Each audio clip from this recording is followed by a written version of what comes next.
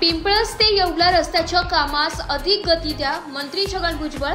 मंत्री छगन भुजबळ यांच्याकडून पिंपळस ते येवला रस्त्याची कामांची पाहणी।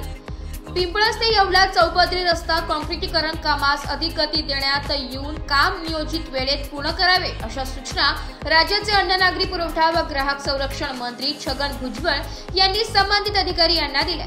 मंत्री छगन भुजबळ यांच्या प्रयत्नातून पिंपळस ते येवला यास 560 कोटी निधीतून चौपदरी काँक्रिटीकरण रस्त्याचं काम सुरू आहे। या कामाची आणि आज निफाड येथे मंत्री छगन भुजबळ यांनी पाहणी केली आहे। त्यावेळी ते संबंधित अधिकाऱ्यांशी बोलत होते।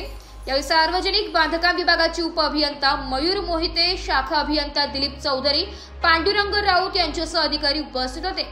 यावेळी मंत्री श्री भुजबळ म्हणाले की रस्त्याच्या कामाला अधिक गती देत या कामाचा दर्जा देखील उत्तम स्वरूपाचा राहील याची दक्षता घ्यावी। तसेच काम सुरू असताना इतर वाहतूक सुरळीत सुरू राहण्यासाठी पर्यायी रस्त्यावरील खड्डे बुजवण्यात यावे, तसेच वाहतुकीचे योग्य नियोजन करावे अशा सूचनाही त्यांनी संबंधित अधिकाऱ्यांना दिल्या।